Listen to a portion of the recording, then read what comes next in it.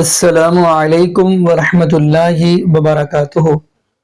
اعوذ باللہ من الشیطان الرجیم، بسم اللہ الرحمن الرحیم۔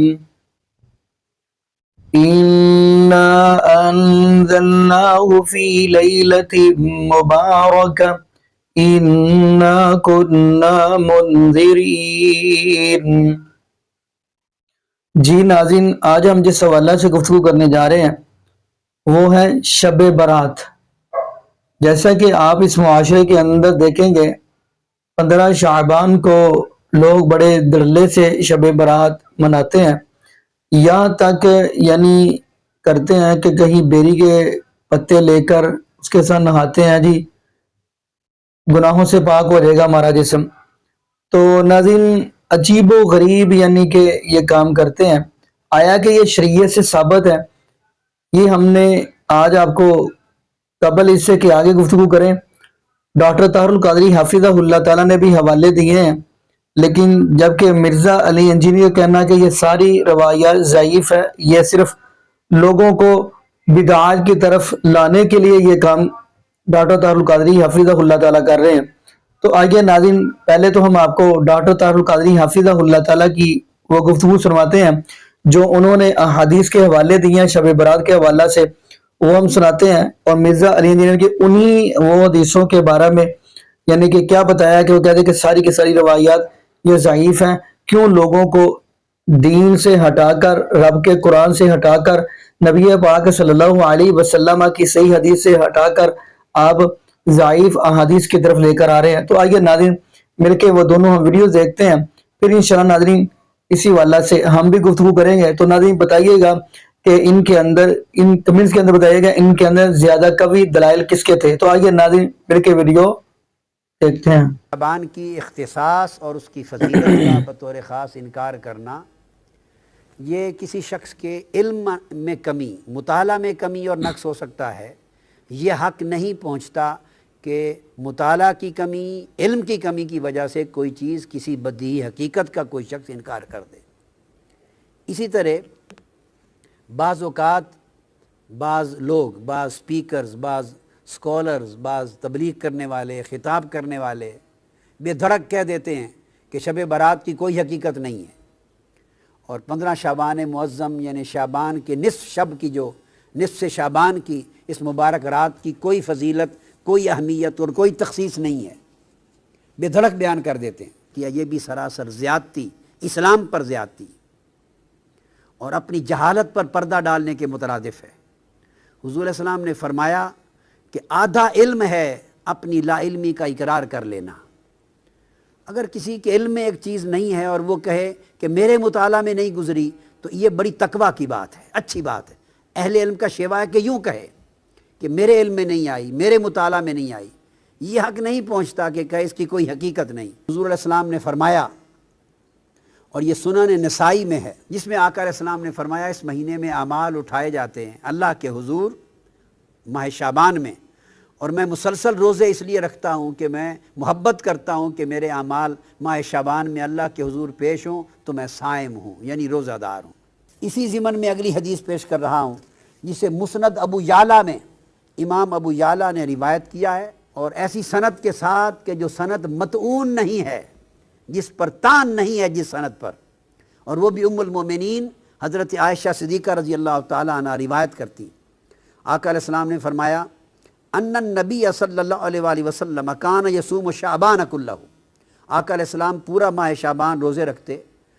قالت قلت یا رسول اللہ صلی اللہ علیہ وسلم احب الشہور الیک ان تصومہ شعبان، سارے مہینوں سے زیادہ روزے رکھنے کے اعتبار سے رمضان کے بعد آپ کو ماہ شعبان اتنا کیوں پسند ہے، اتنا محبوب کیوں ہے؟ یہاں آقا علیہ السلام نے دوسرا جواب دیا، یعنی ماہ شعبان کی دوسری فضیلت بیان فرمائی۔ فرمایا ان اللہ یکتب فیہ علی کل نفس میتۃ تلک السنۃ فاحب ان یاتینی اجلی وانا صائم۔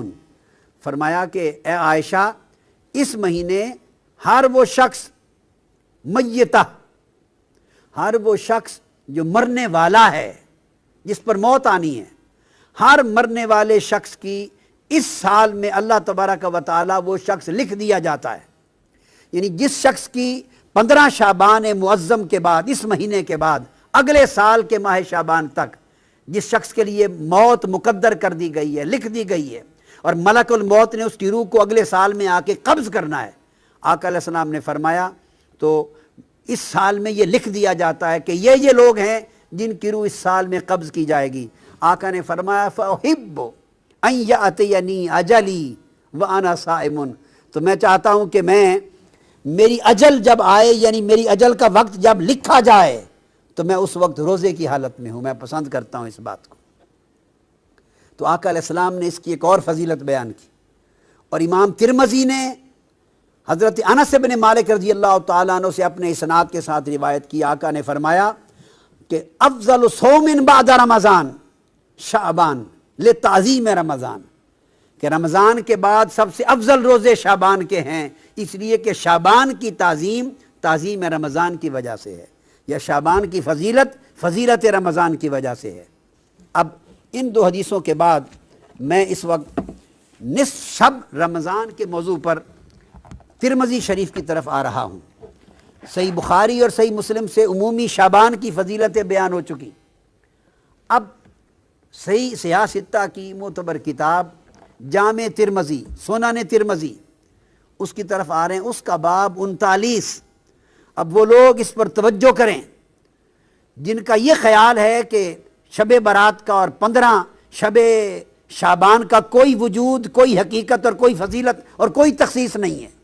انہیں چاہیے کہ کتب حدیث کھول کے پڑھیں، یا اساتذہ کے پاس، شیوخ کے پاس زانو تلمذ طے کریں قبل اس کے کہ وہ جھوٹے فتوے جاری کریں جہالت پر مبنی.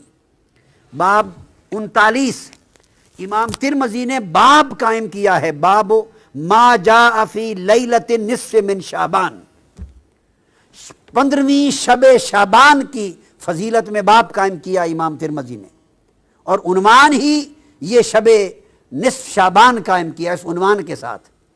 اور آگے پھر امام ترمذی نے حدیث نقل کی ہے، جس حدیث کی راوی پھر ام المومنین حضرت عائشہ صدیقہ رضی اللہ تعالی عنہ ہیں، اور ان سے روایت کیا ہے حضرت عروہ نے ان عروۃ عن عائشہ رضی اللہ تعالی عنہ قالت فقدت رسول اللہ صلی اللہ علیہ وآلہ وسلم لیلۃ فخرجت فاذا هو بالبقیع. اب یہاں 2 باتیں ثابت ہوں گی. ام المومنین عائشہ صدیقہ رضی اللہ تعالیٰ عنہ فرماتی ہیں اس 15 شعبان کی رات تھی جسے ہم شب برات کہتے ہیں، یہ 15 نصف شعبان کی رات تھی. میں نے اچانک رات کو دیکھا کہ آقا علیہ الصلوۃ والسلام اپنے بستر مبارک پہ آرام فرما نہیں تھے. جب میں نے دیکھا کہ بستر پہ آرام فرما نہیں ہیں تو میں فوراً گھر سے نکل پڑی آپ کی تلاش میں. جب تلاش میں نکلی تو فیضا ہوا بالبقیع، میں نے آقا علیہ السلام کو جنت البقیع یعنی بقیع کے قبرستان میں پایا. یہاں سے 2 باتیں ثابت ہوئیں. ایک امام ترمذی کا 15 شعبان کی شب کے عنوان سے پورا باب قائم کرنا، اور سیدہ عائشہ صدیقہ رضی اللہ تعالی عنہا سے آقا علیہ السلام کی اس سنت کو روایت کرنا کہ 15 شعبان کی شب اٹھ کر عبادت کرنا آقا علیہ السلام کی سنت تھا بطور خاص. اور صرف عبادت نہیں، اس شب آقا علیہ السلام قبرستان تشریف لے گئے، جنت البقیع میں تشریف لے گئے. تو 2 سنتیں ثابت ہوئی. بعض لوگ اس مغالطے میں بھی مبتلا ہیں، اور میں نے پڑھا ہے بعض اخبارات میں، بعض لوگوں نے کہہ دیا کہ قبرستان جانا اور فاتحہ کرنا بھی اس رات میں کہیں ثابت نہیں ہے. تو دیکھیے یہ سنن ترمذی کے باب سے ثابت ہے، آقا علیہ السلام کی سنت سے ثابت ہے کہ عائشہ صدیقہ رضی اللہ تعالی عنہ نے آپ کو جنت البقیع میں پایا. اور جب آپ ان کے پاس پہنچی تو آقا علیہ السلام نے فرمایا اکنت تخافین ان یحیف اللہ علیک ورسولہ. اے عائشہ صدیقہ رضی اللہ تعالیٰ عنہ، دوڑتی دوڑتی مجھے تلاش کرنے کے لیے آئی ہو، تمہارا کیا خیال ہے اللہ اور اللہ کا رسول تمہاری حق تلفی کرے گا؟ اب یہاں ایک بڑا لطیف نکتہ ہے. ان کو ایک گمان گزرا تھا جس کو آگے بیان کرتی ہیں. قلت یا رسول اللہ انی ظننت انک اتیت بعد نسائک. یا رسول اللہ صلی اللہ علیہ وسلم مجھے خیال گزرا، گمان گزرا کہ شاید آپ کسی اور زوجہ مطہرہ کے حجرے میں تشریف لینے گئے ہوں. یعنی وہ رات باریک اعتبار سے ام المومنین عائشہ صدیقہ کی تھی، اور ایک بتقاضۂ بشریت جب اٹھی نصف شب رات کو 15 شعبان کو تو دیکھا آقا تشریف فرما نہیں ہے. ایسے بتقاضۂ بشری خیال آیا کہ کہیں آقا علیہ السلام کسی اور زوجہ مطہرہ کے ہاں تشریف نہ لے گئے ہوں. اب آقا علیہ السلام ان کے ذہن میں اس مخفی خیال کو جان گئے. یہ اس نبی کی بصیرت ہے، یہ اس نبی کا علم ہے، نبی کا کشف ہے، نبی کی نگاہ ہے کہ وہ کس خیال کے پیش نظر وہ تلاش کر رہی ہیں. تو آپ نے فرمایا ایک تو جان گئے، دوسرا فرمایا کیا تیرا خیال ہے کہ اللہ اور اللہ کا رسول وہ تمہاری حق تلفی کریں گے؟ یعنی اٹھے آقا علیہ السلام تھے، تلاش حضور کی ذات کی ہو رہی تھی، مگر آقا علیہ السلام نے ان کا گمان جو آقا علیہ السلام کے بارے میں تھا اس پر اللہ کا اسم شامل کر کے فرمایا کیا تیرا خیال ہے کہ اللہ اور اللہ کا رسول حق تلفی کریں گے؟ یہ نہیں فرمایا کہ رسول حق تلفی کرے گا، نہیں، بلکہ فرمایا کہ اللہ اور اللہ کا رسول ایسا کریں گے. اشارہ اس امر کی طرف تھا کہ رسول کا ہر عمل وہ رسول کا نہیں ہوتا، وہ اللہ کا عمل تصور ہوتا ہے، اور رسول کی نسبت سوء ظن اللہ کی نسبت سوء ظن ہوتا ہے. رسول کا ادب اللہ کا ادب ہوتا ہے، اور رسول سے حسن ظن اور حسن ادب اللہ کے ساتھ حسن ظن اور حسن ادب ہوتا ہے. یہ مقام رسالت کا بھی اشارہ فرما دیا. انہوں نے جب عرض کیا یا رسول اللہ مجھے یہ گمان گزرا کہ شاید آپ کسی زوجہ مطہرہ کے ہاں تشریف نہ لے گئے ہوں، تو اس پر آقا علیہ السلام نے فرمایا نہیں، بات یہ ہے عائشہ، فقال ان اللہ عز وجل ینزل لیلۃ النصف من شعبان، کہ جب شعبان کی 15ویں کی رات آتی ہے تو اللہ تبارک و تعالی الی السماء الدنیا، آسمان دنیا کی طرف ایک خاص شان کے ساتھ نازل ہو جاتا ہے. اب آپ دیکھیے یوں تو آسمان دنیا کی طرف ہر رات کے پچھلے پیر نازل ہوتا ہے، تو جب نصف شعبان کی رات کی تخصیص فرمائی تو اس کا مطلب ہے اس رات کسی اور شان کے ساتھ، بڑی عظیم مغفرت کے اعلان کے ساتھ، عظیم رحمتوں کے اعلان کے ساتھ، عظیم عطا اور سخا کے اعلان کے ساتھ اتر آتا ہے. فَيَغْفِرُ لِأَكْثَرَ مِنْ عَدَدِ شَعْرِ غَنَمِ كَلْبٍ، تو ایک قبیلے کا ذکر کیا جن کے پاس بہت بکریاں ہوتی تھیں. فرمایا وہ قبیلہ جس کے پاس دنیا میں سب سے زیادہ بکریاں ہیں، ان بکریوں کے اوپر جتنے بال ہیں ان بالوں سے بھی بڑھ کر اس رات اللہ میری امت کی بخشش فرما دیتا ہے. اس لیے اس کو شب برات کہتے ہیں کہ اس رات دوزخ سے آزادی ہوتی ہے، برات ہوتی ہے، بخشش کا اللہ کی طرف سے اعلان ہوتا ہے. اور اس کے بعد امام ترمذی روایت کرتے ہیں وفی الباب عن ابی بکر الصدیق، اسی باب میں اسی موضوع پر یہ حدیث سیدنا ابو بکر صدیق رضی اللہ تعالیٰ عنہ نے بھی روایت کی ہے. تو 15 شعبان کی رات کی اہمیت حضور کی سنت سے ثابت ہوئی، سیدنا صدیق اکبر کی روایت سے ثابت ہوئی، اور ام المومنین حضرت عائشہ صدیقہ رضی اللہ تعالیٰ عنہ کی روایت سے، جسے امام ترمذی نے مستقل باب قائم کر کے بیان کیا. سنن ابن ماجہ اس کا باب سن لیجئے، باب ما جاء فی لیلۃ النصف من شعبان، 15ویں شعبان کی رات کے بارے میں بیان. یہ امام ابن ماجہ نے روایت کیا، اور یہ روایت کرتے ہیں سیدنا علی ابن ابی طالب رضی اللہ تعالیٰ عنہ سے. اب وہ راوی ہیں سیدنا مولا علی مرتضیٰ روایت کرتے ہیں قال قال رسول اللہ صلی اللہ علیہ وآلہ وسلم اذا کان لیلۃ النصف من شعبان. اب وہاں حضور علیہ السلام کی سنت کا بیان تھا کہ اٹھ کر 15 شعبان کی شب کو عبادت کرنا اور بطور خاص بقیع میں قبرستان میں جا کر مرحومین کی بخشش کے لیے بھی دعا کرنا، اور اپنی بار اللہ کے حضور اپنی التجائیں بھی کرنا، اور آخرت کو بھی یاد کرنا. یہ ایک سنت تھی. اسی سنت کے تحت اس شب مسلمانوں کی بھاری اکثریت قبرستان جا کے فاتحہ خوانی کرتے اور اپنی آخرت اور موت کو یاد کرتے ہیں. یہ آقا علیہ السلام کی سنت ہے.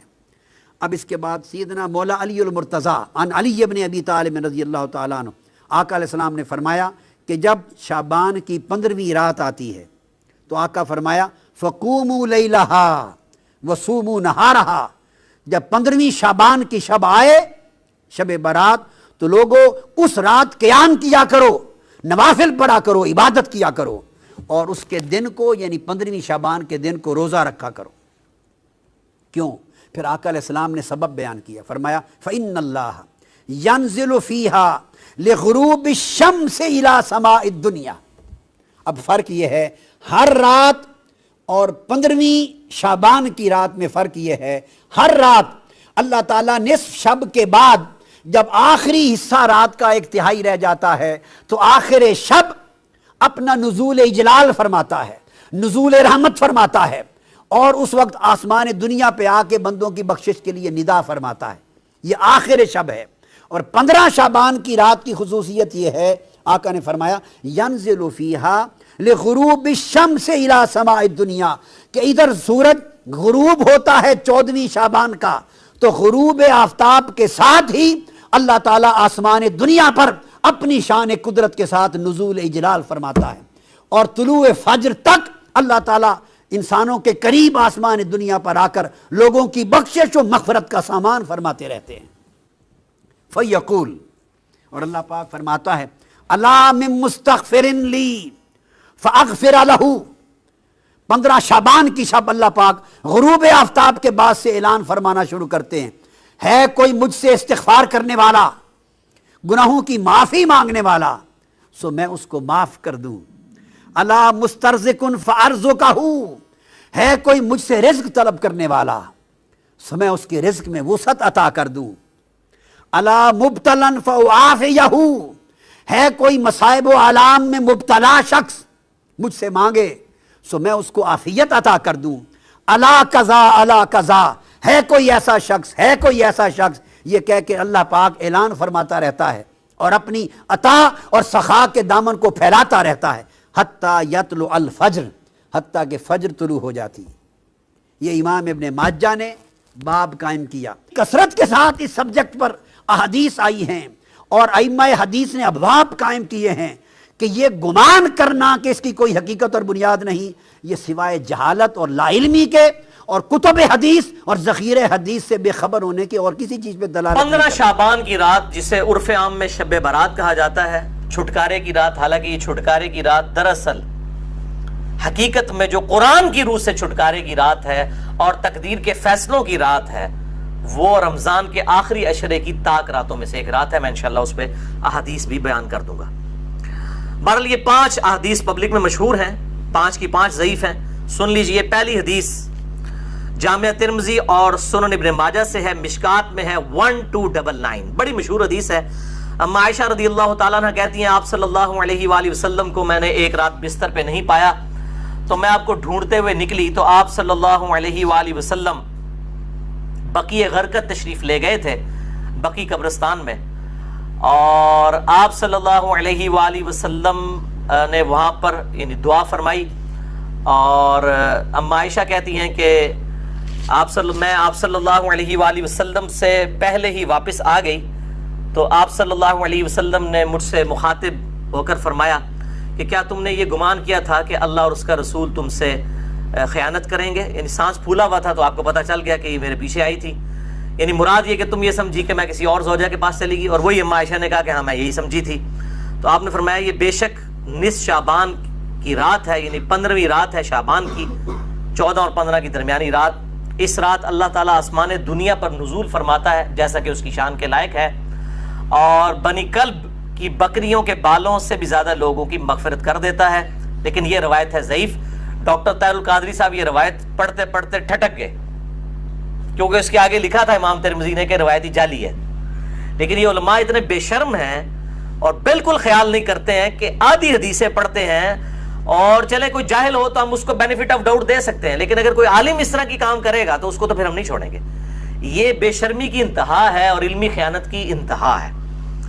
ٹھٹک گئے. آگے کے الفاظ ہیں، امام ترمذی کہتے ہیں کہ یہ روایت منقطع ہے، سب سے شدید جرح ہے کہ راویوں کی ملاقات ہی نہیں ہے آپس میں.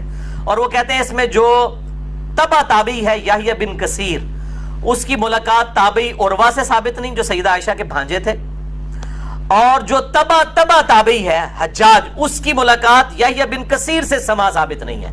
اور پھر ساتھ امام ترمذی نے لکھا کہ میں نے اپنے استاد امام بخاری رحمہ اللہ تعالی جنہوں نے صحیح بخاری لکھی ہے ان سے جب اس حدیث کے بارے میں پوچھا تو انہوں نے بھی کہا یہ حدیث صحیح نہیں ہے، یہ حدیث ضعیف ہے، اور یہ سارے حکم انہوں نے بتائے.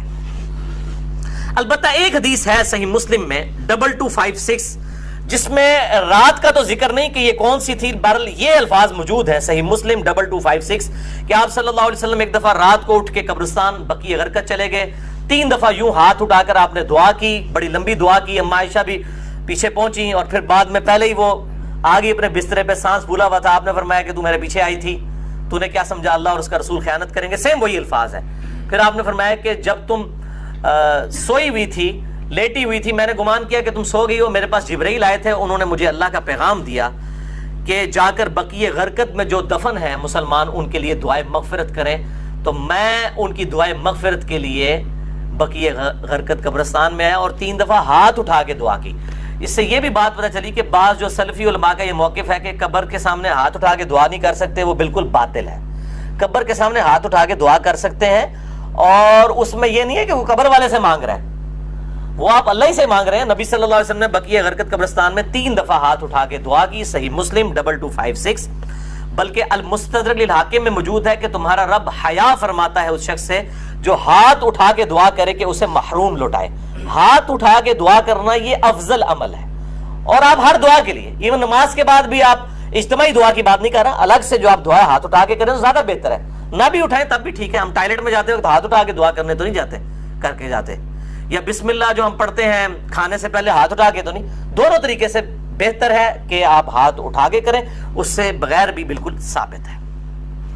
دیکھ لیں میں ساتھ کتنے چھوٹے چھوٹے مسائل بتا دیتا ہوں، اور یہی جو مسلم کی حدیث ہے 2256، اسی میں وہ دعا ہے، السلام علیکم اہل الدیار من المؤمنین والمسلمین وإنا انشاءاللہ بکم للاحقون نسأل اللہ لنا ولکم العافیہ، جو قبرستان جانے کی دعا ہے کہ اے اس قبرستان کے رہنے والے مسلمان مرد و عورت، مومنین مرد و عورت، ہم تم پر سلامتی بھیجتے ہیں، اور ہم تم سے اللہ کے حضور جو ہے وہ عافیت کا سوال کرتے ہیں، بے شک ہم بھی مر کے تمہارے پاس آنے والے ہیں، اپنے لیے بھی اور تمہارے لیے بھی اللہ کے حضور ہم عافیت کا سوال کرتے ہیں۔ دوسری حدیث شعب الایمان، امام بیہقی کی کتاب میں ہے 1305، مشکات کے اندر اس کا نمبر ہے، اور یہ ویسے پرائمری کتاب ہے امام بیہقی کی شعب الایمان۔ اما عائشہ کہتی ہیں کہ 15 شعبان کی رات تھی، اس کے بارے میں آپ صلی اللہ علیہ وآلہ وسلم نے فرمایا کہ 15ویں رات کو اس سال پیدا ہونے والے اور اس سال فوت ہونے والوں کے نام لکھ دیے جاتے ہیں، اسی رات اعمال اوپر چڑھتے ہیں اور لوگوں کا رزق بھی لکھ دیا جاتا ہے۔ یہ سارے فضائل قرآن کے اندر سورہ القدر سورت نمبر 97 میں تقدیر کے فیصلے کی رات، اور سورہ الدخان کے اندر شب قدر کے بارے میں آئے ہیں۔ اور میرا اصول یہ ہے کہ اگر کوئی حدیث جس کو محدثین بھی ضعیف کہہ رہے ہوں اور وہ قرآن سے بھی ٹکرا رہی ہو تو اس کو ریجیکٹ کرنا بالکل آسان کام ہے۔ اس حوالے سے وہ حدیث بھی میں انشاءاللہ بعد میں بتا دیتا ہوں۔ تو یہ روایت بھی منقطع ہے، اس میں ابن حارث جو تابعی ہے اس کی سیدہ عائشہ سے کوئی ملاقات ثابت نہیں ہے، یہ منقطع روایت ہے۔ اور دوسرے طریق میں ابن کثیر العبدی ضعیف راوی ہے۔ البتہ جو شعبان میں اعمال اللہ کے حضور چڑھائے جاتے ہیں وہ حدیث ٹھیک ہے، سنن نسائی 2359 جو ہم آلریڈی ڈسکس کر چکے ہیں۔ تیسری حدیث سنن ابن ماجہ سے ہے 1306، مشکات کے اندر اس کا نمبر ہے، اور اس حدیث کو وہ ضعیف جمع ضعیف برابر ہے حسن کا فارمولہ لگا کے شیخ البانی نے صحیح کہا ہوا ہے۔ اور اس میں مجھے ایک لطیفہ بھی ضمناً یاد آ گیا، آج سے کئی سال پہلے اسلام آباد میں ایک اہل حدیث عالم جو ہے وہ بریلویوں پہ گرج رہے تھے، یہ بدعت ہے اس رات میں عبادت کرنا، کوئی ثابت نہیں، کوئی حدیث نہیں۔ تو میں نے ان کو ایک چٹ لکھ کے بھیجی کہ آپ کے جو روحانی ابا جان ہے محدث اعظم سعودیہ شیخ ناصر الدین البانی، انہوں نے تو یہ سنن ابن ماجہ کی روایت کو جو مشکات میں 1306 ہے اس کو تو صحیح کہا ہوا ہے، تو مہربانی کر کے یہ جتنا غصہ ہے یہ البانی پہ بھی نکالیں آپ۔ تو اگر آپ کہتے ہیں اس کی اجتہادی غلطی ہے تو ان بیچاروں کو بھی اجتہادی غلطی کہہ کے چھوڑ دیں، یعنی آپ نے دوگلی پالیسی کیوں رکھی ہے؟ یا کم از کم پبلک کو بتائیں تو صحیح، لے جی بے شرمی کی انتہا ہے، اس بندے نے چٹ بھی پڑھی ہے لیکن بیان نہیں کیا۔ اپنے بابے سب کو پیارے ہیں، ہمارا بابا ہمیں پیارا، تو وہی صاحب ہے، بابے سب کو پیارے ہیں۔ یہ بابوں کا فتنہ بڑا خطرناک ہے، چاہے وہ کسی بھی شکل میں نکل آئے۔ تو یہ مجھے ضمناً بات یاد آ گئی اسی حدیث کے حوالے سے۔ ابو موسیٰ اشعری رضی اللہ تعالیٰ عنہ کہتے ہیں کہ نبی صلی اللہ علیہ وسلم نے فرمایا، بے شک اللہ تعالیٰ شعبان کی 15ویں رات اپنے بندوں پر خصوصی توجہ فرماتا ہے اور تمام مخلوق کو بخش دیتا ہے سوائے نمبر 1 مشرک کے اور نمبر 2 کینہ رکھنے والے کے. یہ انتہائی سخت ضعیف روایت ہے اور اس میں کئی سکم ہیں. نمبر 1 زبیر بن مسلم اور عبد الرحمن مجہول راوی ہیں, ان نون راوی ہیں, جن کا کوئی یعنی لاپتہ راوی ہیں, جن کا کوئی تعارف نہیں ہے. دوسرا ابن لہیہ اور ولید بن مسلم, یہ دونوں مدلس ہیں اور عام سے روایت کر رہے ہیں اور سما کی تصریح کوئی نہیں ہے. اور شیخ زبیر صاحب نے مشکات 1306 کے فٹ نوٹ پہ لکھا کہ اس کی جو سند ہے یہ ظلمات میں ڈوبی ہوئی ہے, یعنی کسی صورت ہی حسن درجے تک نہیں پہنچتی ہے. یہ تو ضعیف میں بھی سخت ترین ضعیف روایت ہے. اور اس میں پھر اب وہ 11,000 وولٹ والی روایت یہاں پہ بیان کر دوں, جو کہتے ہیں ہم صحیح اور ضعیف کا فرق نہیں کرتے, اور میری مجبوری ہے, اس کے بغیر یہ دماغ میں ڈرل نہیں ہوتا یہ روایت میں بیان نہ کروں. تو مشکات میں ہے 4902 مسند احمد اور امام بخاری کی الادب المفرد کے حوالے سے. امام بخاری کی بھی ساری حدیثیں صحیح نہیں ہیں, صرف صحیح بخاری کی روایتیں صحیح ہیں. الادب المفرد میں یہ ضعیف روایت ہے. اور اگر ہم وہ ڈاکٹر تعلق قاضی صاحب کہتے ہیں ہم امام حنیفہ کے مقلد ہیں, آپ بخاری کے مقلد ہیں, اگر ہم بخاری کے مقلد ہو تو اس روایت کو صحیح مانیں. مشکات میں 4902 ہے کہ جو شخص اپنے جہلی نسب پر فخر کرے تو اس کو پھر تم کہو کہ تم اپنے جہلی نسب پہ فخر کرتے ہو, اسے کہو کہ اپنے باپ کی شرمگاہ کاٹ کے اپنے منہ میں رکھ لے, نعوذ باللہ من ذالک. اور یہ بات اس سے کنایے سے نہ کرو, ڈائریکٹ کرو. اتنی بےہودہ بات آپ صلی اللہ علیہ وسلم کبھی کہہ سکتے ہیں؟ وَإِنَّكَ لَعَلَىٰ خُلُقٍ عَظِيمٍ, اخلاق کے بلند ترین درجے پہ فائز. اور بخاری اور مسلم کی حدیث کہ آپ صلی اللہ علیہ وآلہ وسلم میں کنواری لڑکیوں سے زیادہ شرم و حیا تھی, وہ اس قسم کی بات کر سکتے تھے. اس میں بھی یہی حکم ہے. اس میں حسن بصری مدلس ہیں اور ان سے روایت کر رہے ہیں, اور صحیح مسلم کے مقدمے میں موجود ہے کہ مدلس کی ان والی روایت سما کی تصریح کے بغیر ضعیف ہوگی. مسئلہ نمبر 36 میرا سن لیں, ضعیف الاسناد اور من گھڑت احادیث کے فتنے کا تحقیقی جائزہ, جسے شوق ہو تو یہ میں نے الزامی جواب پھکی کے طور پہ یہ اینٹی وانم دیا تھا یہ والی روایت. چوتھی حدیث مسند احمد سے ہے, مشکات میں ہے 1307 عبداللہ ابن عمر بن عاص, سیم الفاظ ہیں وہی کہ 15ویں رات کو سب کی مغفرت ہو جاتی ہے, لیکن اس میں الفاظ ہیں سوائے خودکشی کرنے والے کے اور کینہ رکھنے والے کے. لیکن اس میں ابن لہیہ جو ہے وہ مدلس, اس میں تو نہیں ہے ویسے, وہ مدلس راوی ہیں, لیکن اس میں ان کی روایت اختلاط کے بعد کی ہے, یعنی جب ان کا حافظہ بگڑ گیا تھا. یہ امام حاکم نے المستدرک الحاکم میں کئی روایتوں کو بخاری مسلم کی شرط پہ صحیح کہا ہے, اور بات بھی صحیح ہے کہ بخاری اور مسلم کے راویوں سے وہ حدیثیں ہیں, لیکن ان میں کئی راوی ایسے ہیں, کئی صحابہ بھی ایسے ہیں کہ وفات سے پہلے وہ اپنی حدیثوں کو مکس کر جاتے تھے, حافظہ کمزور پڑ گیا. تو اگر راوی ثقہ ہو, بعد میں اس کا حافظہ بگڑ جائے, تو اس کے حافظہ بگڑنے سے پہلی والی روایتیں جو ہوں گی وہ صحیح ہوں گی, بعد والی ضعیف ہوں گی. یہ بعد والی ہے کیوں؟ جو راوی ان سے یہ روایت بیان کر رہا ہے اس کی ملاقات ان کا حافظہ بگڑنے کے بعد ہوئی ہے, وہ پہلے کا راوی نہیں ہے. اسی وجہ سے امام حاکم کی کئی روایتیں جن کو وہ بخاری اور مسلم کی شرط پہ صحیح کہتے ہیں وہ ضعیف ہو جاتی ہیں. یہ میں آپ کو ٹیکنیکل پوائنٹ بتا رہا ہوں. وہ حضرت آدم کی توبہ قبول ہونے والا جو واقعہ ہے نبی صلی اللہ علیہ وآلہ وسلم کے وسیلے سے, مسئلہ نمبر 43 میں بھی میں نے بتایا, وہ روایت جو ہے وہ امام حاکم نے تو بخاری مسلم کی شرط پہ صحیح کہا, لیکن وہ روایت تو ضعیف ہے اور سخت ضعیف روایت ہے. تو یہ چیزیں خیال رکھی جائیں. اور یہاں پہ میں ایک ضمناً اور بات بھی عرض کر دوں کہ یہ اہل تشیع کے ہاں بھی شعبانیہ منایا جاتا ہے 15 شعبان کی رات کو. وہ شب برات نہیں منا رہے ہوتے ہیں, وہ امام محمد بن حسن عسکری کا یوم ولادت مناتے ہیں. ان کے ہاں بھی یہ کانسیپٹ نہیں ہے شب برات والا, لیکن وہ ہمارے بریلوی بھائی خوش ہو رہے ہوتے ہیں کہ انہوں نے بھی لائٹنگ کی ہوئی, ہم نے بھی کی ہے, سنی شیعہ دا اجماع بنا لیندے نے. دیکھو اجماع کوئی نہیں ہے, وہ اپنے چکر چ ہوندے, تسی اپنے چکر چ ہوندے ہو, ٹھیک ہے, اسی اپنے چکر چ اسی اپنی آخرت دی فکر چ. تو وہ امام محمد بن حسن عسکری کا یوم ولادت. 5ویں حدیث سنن ابن ماجہ سے ہے, مشکات میں 1308 مولا علی رضی اللہ تعالیٰ عنہ علیہ السلام سے ہے کہ جب شعبان کی 15ویں رات ہو تو آپ صلی اللہ علیہ وسلم نے فرمایا دن کا قیام کرو, رات کا قیام کرو, دن کا روزہ رکھو. اب دن کا روزہ الگ سے صحیح مسلم وہ 27 جو 45 نمبر حدیث تھی اس سے ثابت ہے, اس کی وجہ سے میں نہیں, وہ الگ سے, کیونکہ غروب آفتاب سے طلوع فجر تک آسمان دنیا پر اللہ تعالیٰ نزول فرماتا ہے اور کہتا ہے کوئی مغفرت کا طالب کہ میں اسے بخش دوں, ہے کوئی رزق مانگنے والا کہ میں اسے عطا کروں, ہے کوئی عافیت چاہنے والا کہ اسے عافیت دوں.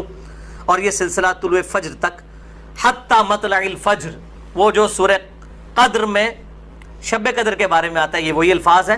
یہ روزانہ ہوتا ہے، تہائی رات آخری جب رہ جاتی ہے. بخاری مسلم کے حوالے سے میں حدیث بیان کر چکا ہوں.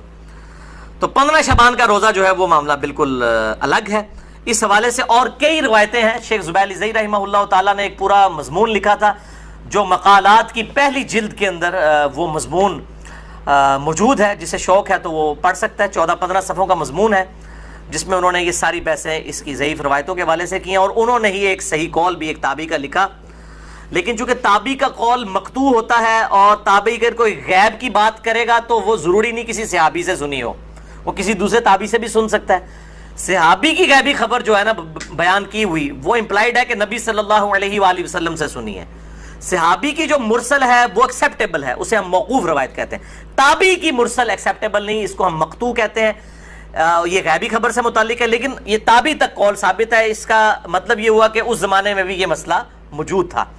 مکحول تابعی ہیں شام کے، یہ مشہور تابعی ہیں اور ان کے بارے میں مشہور ہے کہ اکثر مرسل روایتیں چھوٹے ہوئے واسطوں والی بیان کرتے تھے.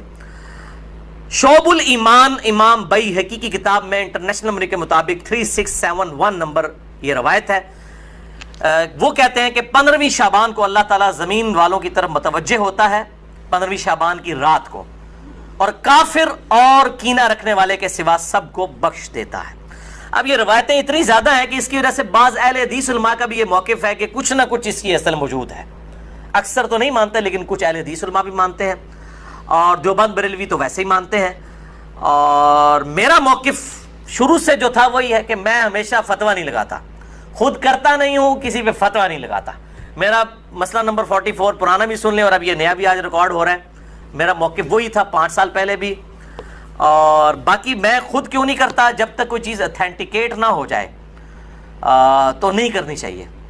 یہ اکثر کہتے ہیں نیکی کا کام ہے، خیر ہے کرنے دو جی. لوگ سال کے بعد اگر کوئی نکلی ہے عبادت کے لیے تو میرے بھائی سال کے بعد لوگ عید کی نماز کے لیے نکلتے ہیں، تو آپ عید کی اذان کیوں نہیں دیتے ہیں لوگوں کو بلانے کے لیے؟ نہیں جی ثابت نہیں ہے. تو کیا ثابت نہ ہوئی تو کیا ہوا؟ گناہ کا کام تو نہیں ہے، دے دیا کرے اذان. سال بعد لوگوں نے عید پڑھنے کے لیے نکلنا ہوتا ہے. پکیجے الزامی جواب، اینٹی وینم لاجیکل آنسر. تو کہیں گے نہیں جی ثابت نہیں. بھئی آپ کا تو فارمولہ تھا ثابت ہو یا نہ ہو، نیکی کا کام ہے تو کر لیں. تو عید کی اذان دے دیں، جنازے کی اذان دے دیں. کیوں نہیں دیتے؟ کہتے ہیں جی نبی صلی اللہ علیہ وآلہ وسلم سے ثابت نہیں. ہم بھی یہی کہہ رہے ہیں. اور پھر اس حدیث کو بھی یاد کر لیں جو صحیح مسلم میں 2684 اور مشکات میں 2052 ہے کہ آپ صلی اللہ علیہ وآلہ وسلم نے جمعے کے دن کو اور جمعے کی رات یعنی شب جمعہ کو قیام کے لیے مخصوص کر لینا، یعنی میں نے صرف یہ اسی میں ہی قیام کرنا ہے، اس سے منع فرمایا ہے. اور الا یہ کہ کسی کے روزے پہلے سے چلتے آ رہے ہوں یا کوئی پرٹیکولر روزہ آ جائے، جس طرح 10 محرم کا روزہ آ گیا یا یوم عرفہ کا، وہ رکھ سکتا ہے، اس کے علاوہ نہیں. اور بیسیکلی مقصد تھا مخالفت یہود و نصارہ کی. یہودیوں نے ہفتے کے دن کو مخصوص کیا اور عیسائیوں نے اتوار کو. تو کہیں مسلمان جمعہ ہی نہ پھاڑ لین خالی، اور پھر بھی مسلمان بعض نہیں ہے انہوں نے جمعہ پھاڑ لیا، خیال ہونا پھر بھی کوئی نہیں کیا. وَلِعَاذُ بِاللَّهِ تَعَالَى. جی ناظرین، آپ نے یہ ویڈیو ملاحظہ فرمائی. ناظرین، جبکہ قرآن پاک کے اندر رمضان المبارک کی طاق راتوں کا ذکر آیا ہے، جبکہ یہ جو شب برات پہ کہتے ہیں ایسی کوئی حدیث نہیں ملتی. تو ناظرین، قرآن پاک کے اندر آپ اگر سورۃ القدر پڑھیں گے تو قرآن کیا کہتا ہے؟ اِنَّا أَنزَلْنَاهُ فِي لَيْلَةِ الْقَدْرِ وَمَا أَدْرَاكَ مَا لَيْلَةُ الْقَدْرِ لَيْلَةُ الْقَدْرِ خَيْرٌ مِّنْ أَلْفِ شَهْرٍ. یعنی پہلے نمبر پہ قرآن اگر نازل ہوا ہے وہ بھی رمضان کے اندر. پھر یہ جو دلیل دی جاتی ہے سورۃ دخان کی آیت کی، تو اس کے اندر بھی اس لیلۃ القدر کی رات کا ہی ذکر ہے جس رات کو ہم یعنی عبادت کرتے ہیں. لیکن صحیح بخاری کی احادیث بھی ہم دیکھتے چلیں. نبی پاک صلی اللہ علیہ وسلم لیلۃ القدر رات بتانے کے لیے نکلے تھے صحابہ کو، لیکن دیکھا سامنے 2 بندے لڑ رہے ہیں تو بندوں کو چھڑانے لگ پڑے، تو وہ پھر ذہن سے بات نکلوا لی گئی. تو ناظرین، پھر نبی پاک صلی اللہ علیہ وسلم نے فرمایا کہ ان 5 راتوں کے اندر آپ نے یعنی تلاش کرنی ہے. یعنی یہ بتا دی 21 23 25 27 29 ان 5 راتوں کے اندر طاق رات آپ نے تلاش کرنی ہے. باقی ناظرین، یہ والی بات جو رہ گئی شب برات کی، کسی احادیث سے ایسی بات نہیں ملتی کہ اس رات کو جاگنا بھی ہے اور اس رات گناہ بھی جڑتے ہیں اور اس رات نامہ اعمال کے اندر یہ سب کچھ لکھ دیا جاتا ہے، یہ کیا کرے گا کیا کمائے گا. بلکہ ناظرین اگر آپ سورۃ اللقمان کی بھی آخری آیات دیکھیں گے تو اس کے اندر اللہ پاک نے عقیدہ توحید کی بات جو ہے وہ واضح کر دی ہے. فرمایا ان اللہ عنده علم الساعۃ وینزل الغیث ویعلم ما فی الارحام. خیر قیامت کب آئے گی اللہ پاک فرماتے ہیں وہ بھی مجھے ہی پتہ ہے. اور اگلی بات کرتے چلیں کہ آسمان سے بارش کب برسے گی اللہ فرماتے ہیں وہ بھی مجھے ہی پتہ ہے. ماں کے پیٹ کے اندر بیٹا یا بیٹی وہ بھی اللہ فرماتے ہیں مجھے ہی پتہ ہے. کل اس نے کیا کمانا ہے اللہ فرماتے ہیں وہ بھی مجھے ہی پتہ ہے. کل کس جگہ پہ اس نے دنیا سے چلے جانا ہے وہ بھی مجھے ہی پتہ ہے. باقی ناظرین یہاں پہ ہم دعا کرتے ہیں اللہ پاک ہمیں نبی پاک صلی اللہ علیہ وسلم کی شریعت کے مطابق زندگی گزارنے کی توفیق دے اور اللہ پاک ہمیں 5 وقت کا پکا اور سچا نمازی بنا دے. اور جتنے بھی بے اولاد جوڑے ہیں اللہ پاک سب کو نیک نرینہ صحت تندرستی والی ایمان والی لمبی زندگی والی اولاد عطا فرما دے. جزاکم اللہ خیرہ احسن الجزاء. السلام علیکم ورحمۃ اللہ وبرکاتہ.